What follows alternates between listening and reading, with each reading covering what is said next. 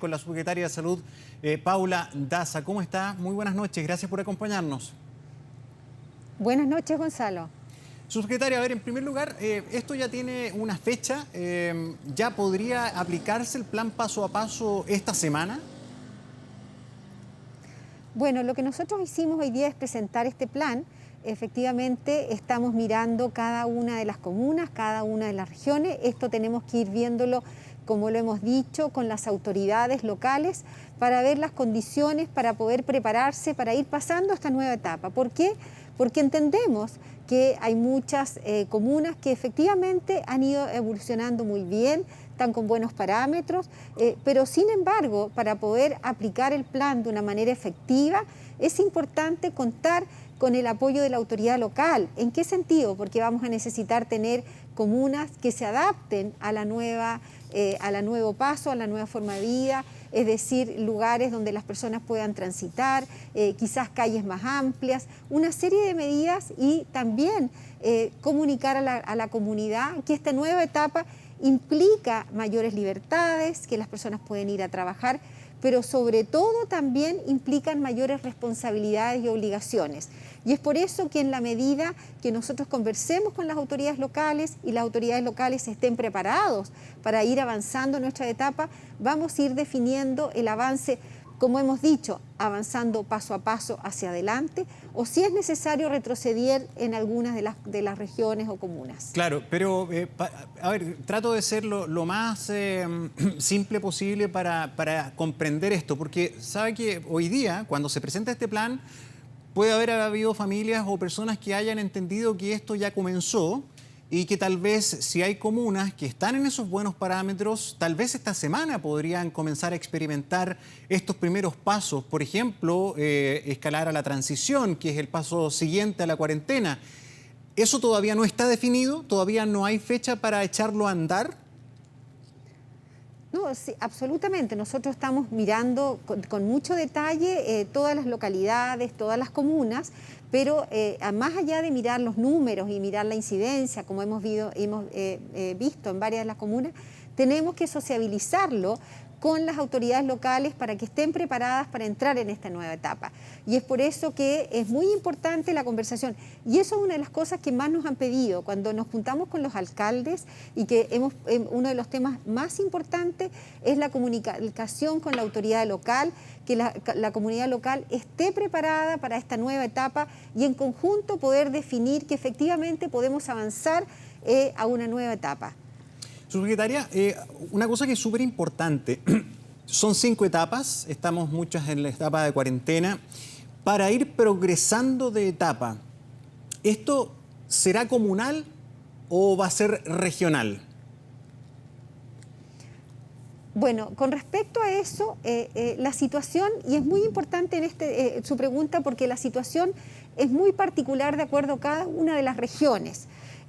Hay regiones que probablemente lo importante es que sea con un territorio, un grupo de comunas puede ser que sigamos avanzando. Todo va a depender de la particularidad de la región. Y me refiero porque hay regiones que a lo mejor vamos a tener que ir avanzando con toda la región y hay regiones que vamos a poder avanzar con las comunas. Lo hemos visto que ya hemos tomado las medidas, por ejemplo, cuando habían comunas que entraban en cuarentena o entraban en etapa de transición y no necesariamente toda la región tenía que entrar en esa etapa. Por lo tanto, la evaluación en función del camino que vamos a ir implementando tiene que ser, primero que nada, definido efectivamente de acuerdo a la situación y también definido con las autoridades locales. Y es por eso que aquí es tan importante decir eso, que hoy día lo que a nosotros nos importa es, hemos presentado este plan es perfectible, nosotros hemos recibido muchas propuestas, algunas de ellas ya las hemos incorporado, pero uno de los temas más importantes que tengamos y que miremos la realidad regional, la realidad local, porque muchas veces se impone una medida en toda la región y hay comunas, particularidades de algunas comunas que no pueden avanzar a esa nueva etapa. Por lo tanto, la definición de cómo vamos a ir avanzando tenemos que conversarlo con las autoridades regionales y locales. Claro, siempre en esa misma línea que usted indica de ir mirando las realidades locales o regionales, ¿Qué pasa y qué va a pasar, subsecretaria, con nuestra región, con la metropolitana? Lo pregunto por la particularidad, por lo masiva que es, por lo heterogénea que es, por las realidades disímiles que tiene, pero a la vez por lo interconectada que está. En la región metropolitana, ¿cómo va a funcionar este plan paso a paso? ¿Se volverá a un desconfinamiento dinámico por comuna o será en bloques de comunas? Bueno, una de las cosas que nosotros hemos definido que no va a ser por comunas aisladas, que sí, lo que sí tenemos que pensar que podemos tener grupos, es decir, unidades territoriales. Y eso es lo que hemos llamado nosotros unidades territoriales, es decir, un conjunto de comunas que tengan una interconexión del punto de vista de transporte y de esa manera podemos ir avanzando.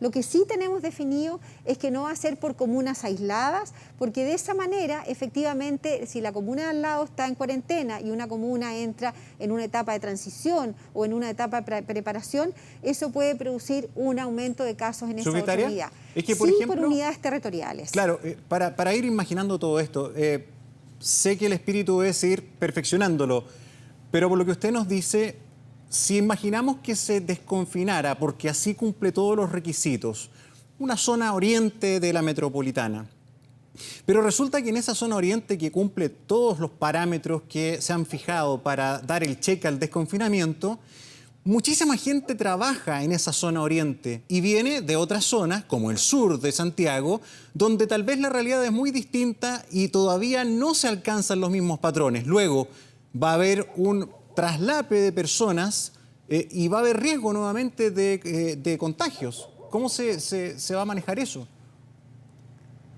A ver, una persona que vive en una comuna en cuarentena no se puede trasladar a una comuna que esté en otra etapa, que tenga esté en transición o esté sin cuarentena, porque las personas que viven en una comuna que está en cuarentena tienen que mantenerse aisladas en su casa, por lo tanto, eso no podría pasar. Hay permisos especiales, hemos visto que hay algunas circunstancias, sobre todo en las comunas que están en cuarentena, pero en términos generales, las personas que están en una comuna de cuarentena no pueden movilizarse fuera de sus casas.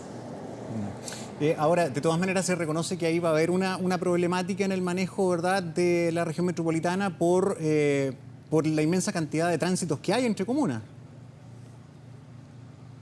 Bueno, efectivamente, la situación de la región... La situación de la región metropolitana es bastante compleja y lo hemos visto y es por eso que hemos tomado el tiempo necesario para lanzar el plan, para ir mirando cómo ha ido avanzando cada una de las comunas, para poder tener una unidad territorial, para conversarlo con las autoridades locales, para también conversarlo con el Ministerio del Transporte, también para ir viendo cómo podemos tomar estas medidas de una manera clara. Pero sí, efectivamente, es importante decir que las personas que viven en una comuna que está en cuarentena no pueden trasladarse a una comuna donde va a estar en etapa de transición y va a estar en una comuna sin cuarentena, porque efectivamente se puede producir ese movimiento y ese aumento del número de casos. Subsecretaria, dentro de las 5 etapas del paso a paso, ¿en qué etapa se comienzan también a activar las actividades económicas? Lo digo fundamentalmente por la preocupación laboral. Por ejemplo, ¿en qué etapa de las 5, evidentemente no la cuarentena, pero de la transición hacia arriba, hacia adelante, en qué momento se abren los comercios no esenciales, por ejemplo? ¿En qué momento se van a abrir los centros comerciales? ¿En qué etapa de las 5? Bueno, hoy día, por ejemplo, una comuna que no está en cuarentena tiene abiertos sus comercios, tiene la mayoría de sus comercios abiertos, salvo aquellas actividades que están prohibidas en estas 22 restricciones que hemos dicho, que son los restaurantes, que son los cafés, que son los pubs, que son varias actividades comerciales que hoy día están prohibidas. En la etapa de transición, que es esta etapa entre la comuna que está entre la parte, el paso de cuarentena al paso de preparación, en esta etapa de transición, las personas van a poder salir, van a poder ir a trabajar de lunes a viernes, van a haber actividades que se van a abrir, que no están prohibidas en estas 22 actividades, pero manteniendo los protocolos muy estrictos y asegurando que se respetan todas las normas sanitarias. Subsecretaria, perdón, una cosa muy breve. ¿Por qué sí se va a poder ir a trabajar de lunes a viernes? Por ejemplo, pensando en que a lo mejor va a haber aglomeraciones en los transportes públicos y en fin, y sí va a haber cuarentena el fin de semana y feriados. A ver, el espíritu y el sentido de este plan de transición es ir de a poco, ir de paso a paso, porque lo que hemos visto, si pasamos de una situación de estar en cuarentena a una situación de estar en la etapa para preparación o sin cuarentena, es que pueden haber un aumento más brusco de casos. ¿Qué es lo que queremos evitar? Principalmente las reuniones donde las personas tienden a aglomerarse, que son principalmente los fines de semana, en las reuniones particularmente familiares. En general, en el transporte, en general, en el trabajo, con protocolos estrictos laborales, las personas tienen menos posibilidad de contagiarse, tienen posibilidades de contagiarse. Y por eso que tenemos que ser muy rigurosos, es que en esa etapa se respeten de una manera muy importante los protocolos de la norma sanitaria. Y aquí, y esto es una recomendación que hace la Organización Mundial de la Salud y que es muy importante y que nosotros hemos tomado. En la medida que nosotros damos más libertades, hay más posibilidad de contagio.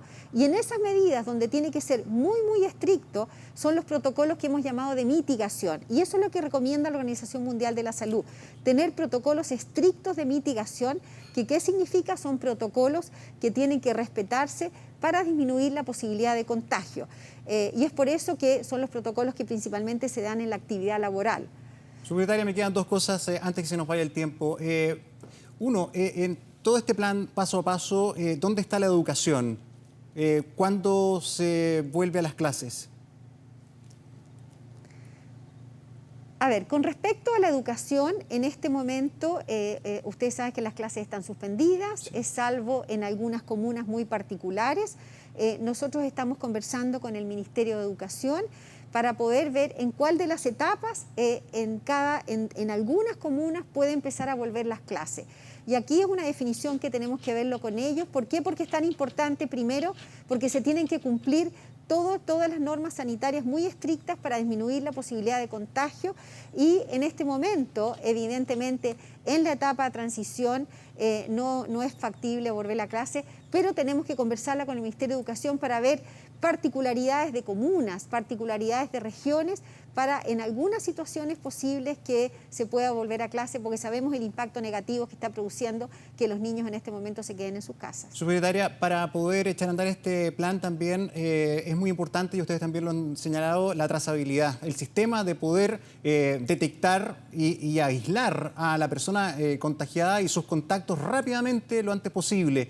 ¿Está lo suficientemente maduro el sistema de trazabilidad en el país? Lo pregunto porque, por ejemplo, escuchaba la tarde en una entrevista de radio a la alcaldesa de Peñalolén y decía Carolina Leitado que los recursos para la comuna, para el sistema de trazabilidad, le llegaron la semana pasada. A ver, con respecto a la trazabilidad, hasta este momento la principal de servicio que hacía la trazabilidad eran los Ceremis de salud.